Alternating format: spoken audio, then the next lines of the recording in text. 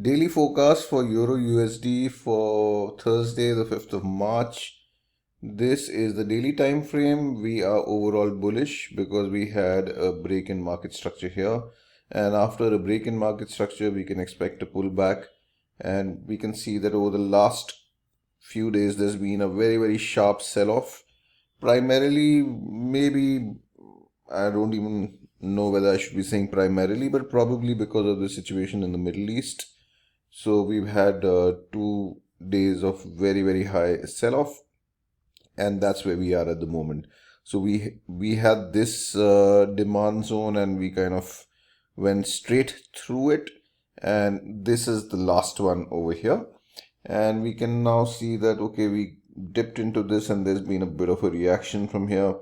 We don't know whether this is going to hold this zone or whether we go down, but at the moment, if we just go by our market analysis based on multiple time frames, so this is probably the last. And you could, if you were looking at trading on the daily time frame, which I would probably look at maybe something like this, which would give you like a 1:3 over a few months kind of a thing.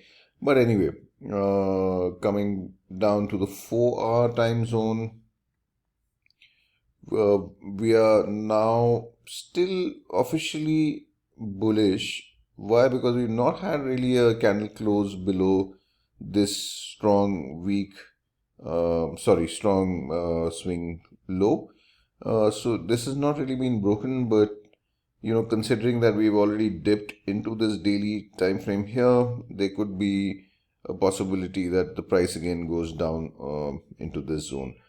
Notwithstanding, I mean, we just have to wait and watch. So right now it all looks very bullish. Sorry, very bearish as far as the H4 is concerned. We've already breached this. Price might just for us to even be interested that price is reversing, we would probably like to see a change of character here, and then probably a internal break of structure, and then probably look for the trend to continue. But this is not a very encouraging sign because we've already dipped below this. So my suggestion is just wait and watch. Moving on to the M15, well, this is our M15 is bearish. We've had a break in market structure here, and after that we've just had 2 days of very sharp sell-offs. And if you look at this entire leg, this looks like a huge bearish leg. And I think at the moment, while we have dipped into this daily zone and we've had a bit of a reaction, I don't know what's likely to happen at the moment. And especially considering how things are at the moment, I think it's best to kind of just wait and watch. We kind of, slowly, very sluggishly moving up after these sharp sell-offs. So probably, we're making a higher high, higher low, higher high, probably a higher low.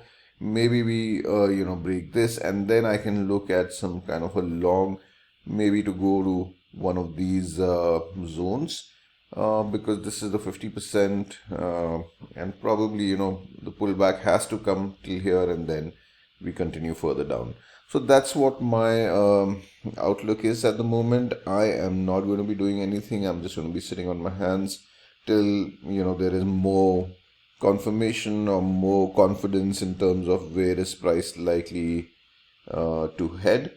But yeah, my outlook is going to be that there's going to be some kind of a sluggish pull back into somewhere above this. So if we have let's see, this is the Asian session at the moment, and maybe we sweep the Asian low and then kind of go up. So I'll maybe look at that.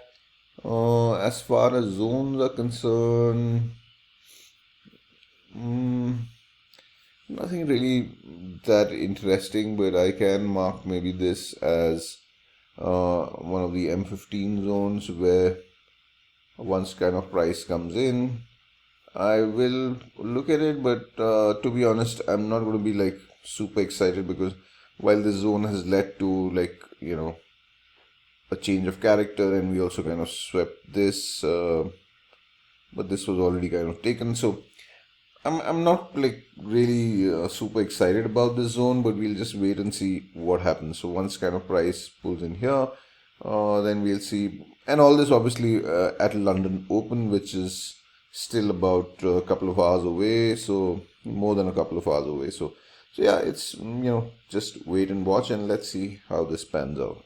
May the markets be with you.